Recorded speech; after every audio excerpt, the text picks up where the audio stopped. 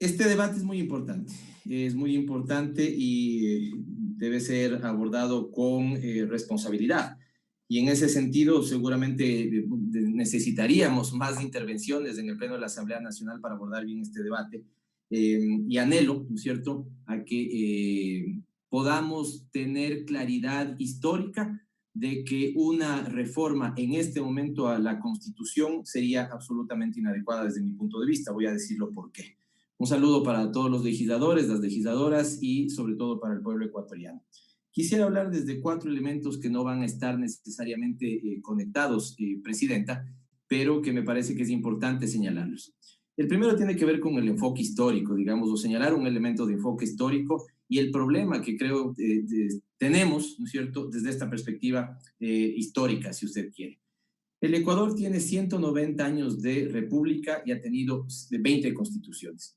Esto significa que nosotros hemos tenido una constitución cada 10 años y seguimos, ¿no es cierto?, queriendo resetear el país, curiosamente, cada 10 años. Esto, de alguna u otra manera, golpea muchos ámbitos, particularmente el ámbito de desarrollo.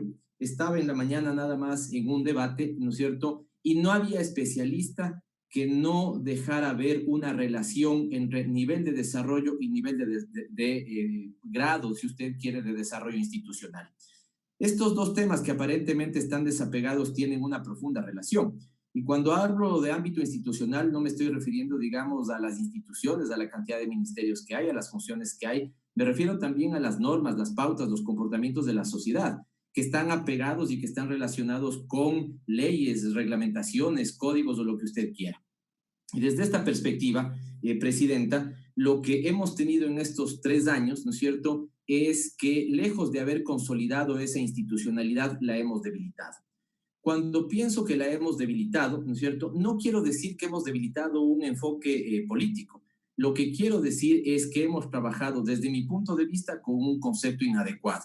Esta institución está funcionando bien, y cuando digo, insisto, institución, puedo estar pensando en un ministerio o puedo estar pensando en una ley, y lo que nosotros hemos hecho, ¿no es cierto?, me refiero, digamos, a la Asamblea Nacional en su conjunto y al país lastimosamente, no es corregir los problemas de eso que está funcionando mal, es botar a la basura ese concepto. Y esto tiene una implicación de retroceso significativa. Permítame poner un ejemplo. Queriendo golpear a una entidad, como pueden ser los ministerios de coordinación, perdimos un valor institucional, como es la coordinación. Queriendo, ¿no es cierto?, enarbolarnos, ¿no es cierto?, o apuntalar la austeridad, perdimos un criterio como el aterrizaje de las políticas públicas en los territorios.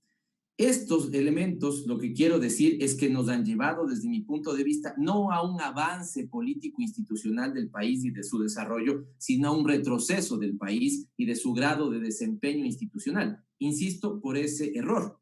No hemos querido corregir los errores de lo que está funcionando bien, por simple ideología y muchas veces incluso por una suerte de ciega discrepancia política, hemos querido botar al tacho de la basura todo, ¿no es cierto?, lo que nos suena mal porque fue hecho en la época anterior. Y esto es un profundo error histórico. Siguiendo en este eje de reflexión, Presidenta, creo que el problema entonces que hemos tenido es que hemos vuelto a el problema, si usted quiere, de perder lo que yo llamaría legislación programática. Cuando pienso en estas constituciones, ¿no es cierto?, en estas 20 constituciones en los 190 años, hemos tenido entre una constitución y otra 2 características. O no ha habido tiempo de madurar las leyes que permitan que esa constitución funcione bien, ¿no es cierto? O en los últimos, siendo ahora, digamos, en los últimos 14 años, estoy pensando en la época de la Revolución Ciudadana y lo que vamos, ¿no es cierto?, hemos de alguna u otra manera querido borrar con el codo lo que el país, no una fuerza política, lo que el país ha hecho con la mano. Y esto me parece que es un gravísimo error. Quiero poner un ejemplo a lo que estoy señalando. Entre la Constitución acuartelada de 1998 y la que le siguió, la de 2008, la producción legislativa programática, y eso estoy pensando no en reformas a las leyes existentes, estoy pensando en leyes que le den vida a esa Constitución, no se produjo prácticamente nada. Y quiero valerme de un ejemplo, aquí hay especialistas en esa materia que conocerán mucho más. Pero, por ejemplo, el esquema de descentralización que fue pensado en la Constitución de 1998 tuvo para su funcionamiento la ley de 1997. La pregunta que hago es, ¿cómo entonces iba a funcionar el esquema de descentralización concebido en la Constitución del año 98 si el marco legal que estaba vigente es desde el año 97? Y en esa época y en esa década convulsa de profunda inestabilidad política para el país, el nivel de desarrollo, ¿no es cierto?, institucional y el de desarrollo económico, ¿no es cierto?, fueron a la baja. Nos guste o no nos guste, pero por eso digo que este es un enfoque histórico. El país tiene un cambio con la Constitución de 2008. Ya lo dijo mi compañero el asambleísta Cárdenas, ¿no es cierto? Y el origen, la forma en la que se concibió esa Constitución, que es absolutamente distinta, fue abierta, participativa, se receptaron todas las iniciativas y lo más importante es que después fue aprobada por el pueblo ecuatoriano. Pero hay un dato que no sé si ustedes lo conocen. Un estudio de la Secretaría, de la entonces Secretaría Nacional de Planificación, cuando había, no una entidad, cuando había un valor, que era la planificación, hizo una evaluación de las leyes que se habían hecho después de la Constitución del 2008. Con corte del 2014 se habían elaborado 170 leyes, en realidad más de 170 leyes programáticas. ¿Cuáles pienso yo? Ustedes muchos estarán en desacuerdo de esas leyes, pero lo importante es que esas leyes fueron hechas para que la Constitución funcione, porque ese es el pacto que más del 60% de los ecuatorianos decidió que funcione. Por poner un ejemplo, si la Constitución dijo que la economía tiene tres motores, economía privada, pública, economía popular y solidaria, había que hacer la ley de la economía popular y solidaria. Si la Constitución estableció un nuevo esquema de organización del territorio, apuesta por desconcentración, descentralización y autonomías, había que hacer el famoso COTAD. Si se concibió que la economía debía funcionar de manera distinta, había que hacer el Código Orgánico Monetario Financiero, o el de Planificación y el de Finanzas Públicas, o la Ley de Empresas Públicas. Pero hoy, ¿no es cierto? Y esa es lo que yo llamo legislación programática. Hoy hemos perdido esa legislación programática. Estamos trabajando en reformas que no obedecen a un concepto que queremos impulsar como país, sino simplemente al rechazo de lo que fue pensado por el otro. Y esto es un gravísimo error en términos de desarrollo. Si ustedes me dicen que cambiamos la concepción y lo que dice la Constitución sobre el enfoque productivo, sobre la economía popular y solidaria, y por lo tanto necesitamos una nueva ley o una ley distinta, o la derogación plena de la ley de economía popular y solidaria, yo lo entiendo. Digo, en esto seguramente son nuestros procesos formativos y deformativos, vengo de la academia, y entonces entiendo que queremos hacer una ley, ¿no es cierto?, determinada para un sector que va a corresponder con un concepto que está consagrado en la Constitución.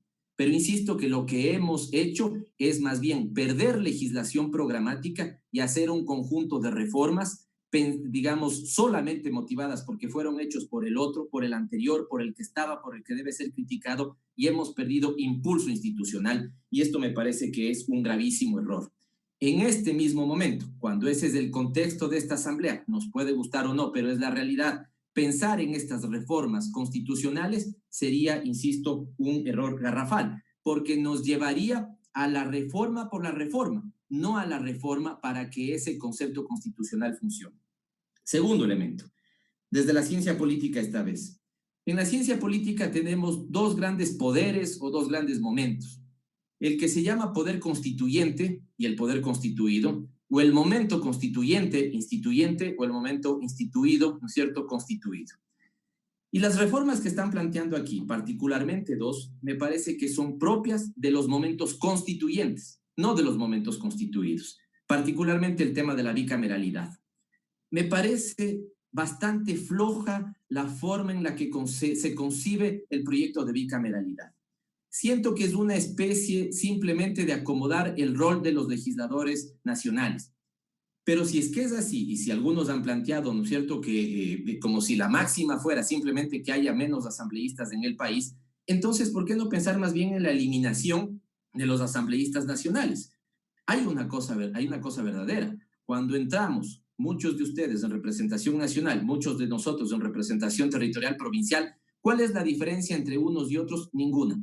Discutimos lo mismo, ¿no es cierto? Aquí no hay unos que estén hablando nacionalmente de las reformas de la Constitución y otros territorialmente hablando simplemente de reformas parches a determinada ley, sino que lo que estamos discutiendo todos es de lo mismo. Y entonces siento que la propuesta que hacen de que los nacionales vayan a un Senado, los de representación territorial vayan a una Cámara Baja, si se quiere, ¿cierto? ¿Cuál es el fundamento de fondo? Quiero comentarles algo de lo que estuvo en discusión en Montecristi, porque este tema sí estuvo en discusión en Montecristi, volver a la bicameralidad. ¿Sobre la base de qué? Por ejemplo, de una reestructura territorial del Estado. Y ahora que estaba en ese foro, este tema salía de manera muy importante.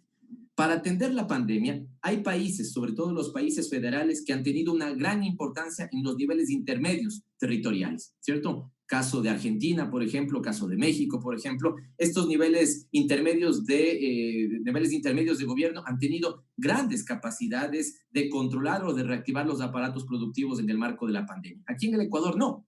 Cuando se pensaba la Constitución, y ustedes verán que ahí está previsto esto, unos podrán estar de acuerdo y otros no, pero lo que sí quiero decirles es que cuando se pensaba bicameralidad estaba asociado a un concepto de estructura del Estado, es porque se pensaba en un nivel intermedio de gobierno, que incluso generara la región no en reemplazo de la provincia, sino como de un más potente nivel intermedio de gobierno.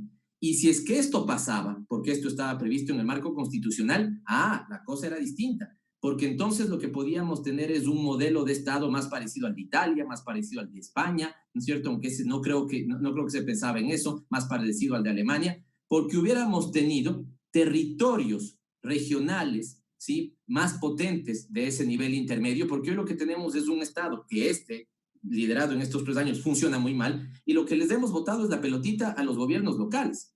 Pero aquí en la mitad no tenemos un espacio territorial que ha funcionado adecuadamente. Históricamente, desde mi punto de vista, las provincias no han logrado constituirse en un nivel intermedio de gobierno que potencie el desarrollo local. La discusión en Montecristi era que las provincias pudieran tomar la opción de constituir una región, que esa región pudiera ganar en autonomía, que eventualmente se elija el gobernador regional y que eventualmente se designen parlamentos a nivel de esas regiones, y por lo tanto la estructura del Estado al cambiar determinaba que la Cámara de Representación del país también cambiara. Y tenía entonces más sentido una Cámara alta o Senado representando, por ejemplo, esos niveles regionales, y una Cámara baja, ¿no es cierto?, que cumple ese principio democrático de un ciudadano un voto. Ahí viene otra discusión que la planteé en su momento, la discusión de la sobrerepresentación o la subrepresentación que debería ser corregido. ¿Está esto pensado en el esquema de bicameralidad que nos estaban planteando? Un gran eje que se trabajó para sostener una tesis de bicameralidad en el Ecuador en la época de la constituyente de Montecristi fue, por ejemplo, el eje matemático de representación. ¿Por qué nos plantean esos números, no es cierto, de 1 por provincia con ese nivel y tantos por ciudadanos? ¿Cuál va a ser la representación equitativa que va a tener Guayas respecto de Galápagos? Pichincha respecto de Loja. ¿Está pensado eso? ¿O simplemente es que ahora entramos a la bicameralidad, ¿no es cierto?, como una especie de gran novelería? Siendo así, y respetando los que creen en la Constitución, en la bicameralidad, yo era un defensor de la bicameralidad en la época de Montecristi, lo hacía porque el momento nos permitía discutir eso. El momento al que me refería es el momento constituyente, el momento instituido, y este en particular me parece que no amerita una buena reflexión de ese sentido. Y por lo tanto, el problema que podemos tener es que el tiro no salga por la culata y que termine siendo una novelería. Así como algunos se quejan de que el Consejo de Participación fue una novelería, esta bicameralidad que se está planteando aquí está bien estructurada, está bien pensada, está sustentada. ¿Cuántos foros ha habido para que discutamos de esto? ¿Cuál ha sido el nivel de implicación de las fuerzas políticas en esa comisión para discutir este tema? ¿Sí? Y si el problema fuera que las fuerzas no han participado, entonces, ¿qué hacemos? ¿Solamente pensamos eso con pocos asambleístas? Yo creo que no, esto no puede ser. Voy al elemento de legalidad, ¿sí? Y el elemento de legalidad creo que ha sido dicho. Yo coincido con el asambleísta Cucalón, yo respeto muchísimo su criterio político y su respeto constitucional, y él decía que efectivamente es del 442 de la Constitución, si no cometo en este momento un error. Pero mi compañero asambleísta Diego García no señaló eso.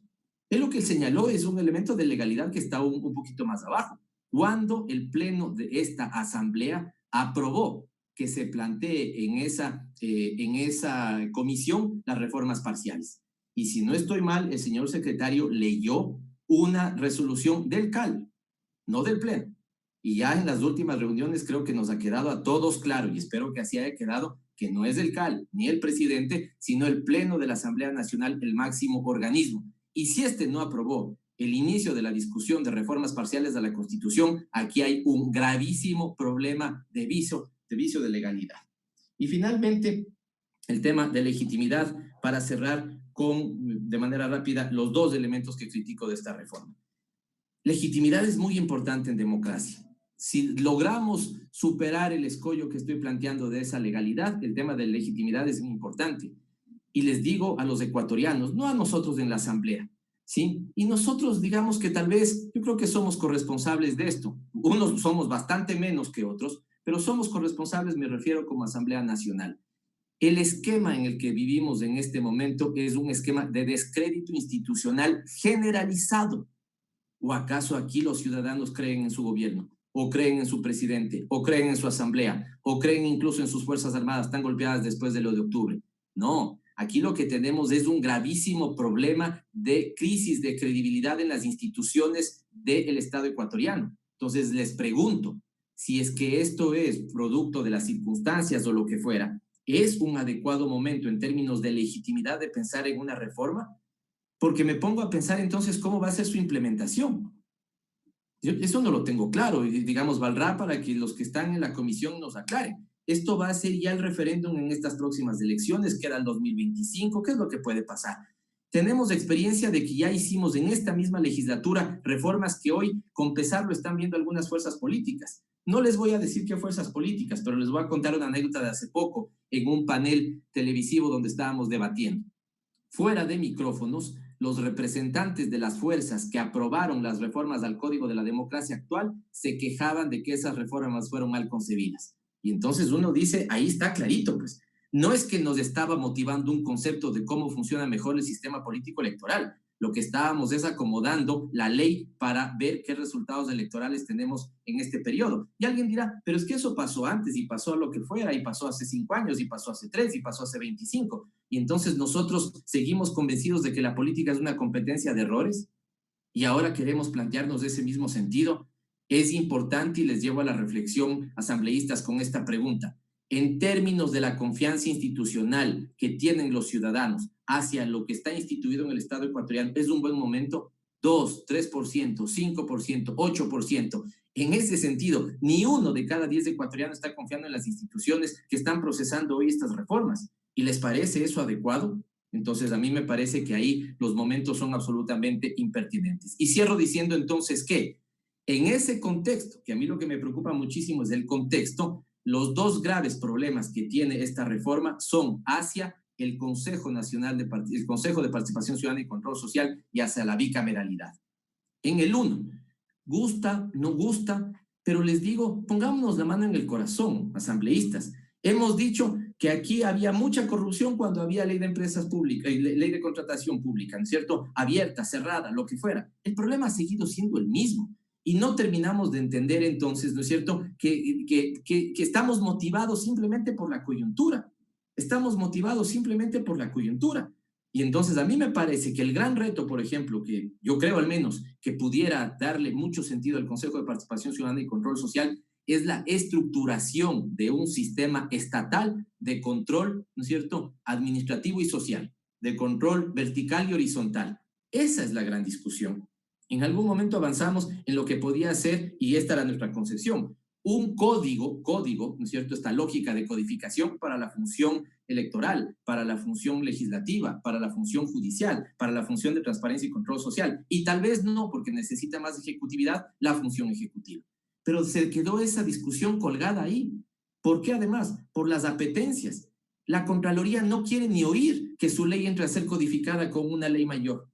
Y las superintendencias no quieren ni oír que su ámbito institucional entre a ser codificado con una ley mayor. Pero ¿no será que ahí tenemos la posibilidad de pensar más bien en un sistema estatal de control donde las piezas, digamos, se juntan y las contralorías, y la Contraloría cumple un rol con las superintendencias, con el propio Consejo de Participación Ciudadana y Control Social, con la propia Corte Constitucional? ¿Nos hemos puesto a pensar eso? ¿Nos hemos dado la oportunidad siquiera de debatir que rescatemos un concepto que está en nuestra Constitución y que hagamos funcionar bien ese concepto. No, lo que hacemos es valernos de esta suerte de motivación, si ustedes quieren, insisto, Por favor, vaya cerrando. termino, termino, presidenta, ahora mismo, termino, presidenta, ahora mismo. Nos hemos valido de eso para decir que el concepto no sirve. Y finalmente, el tema de la bicameralidad. Perdón, y una cosa, por favor, yo creo que esto también es importante. Si ahora vivimos lo que vivimos, es porque se utilizó el Consejo de Participación Ciudadana y Control Social para hacer lo que se quiso y ahora se lo quiere eliminar. Y finalmente, porque esto ya lo dije, pero solamente para cerrar, presidenta, el tema de la bicameralidad. No hagamos, muchos de ustedes son, yo soy partidario de un tipo, digamos, de entender bien el populismo, muchos de ustedes son contrarios al populismo, pero caen en el populismo legislativo. Y entonces ahora queremos hacer estas reformas, ¿no es cierto?, para la espectacularidad de las redes, porque resulta que el gran problema del país, y todo va a solucionar, mañana bajamos de 137 a 100 asambleístas y el país va a ser Suiza, va a ser Dinamarca. Por favor, seamos más sensatos y pongamos nosotros a la altura del debate político institucional que la sociedad nos reclama. Y solo cierro diciendo, presidenta, que ojo con ese tema de legalidad para el segundo debate de estas reformas. Presidenta, muchas gracias.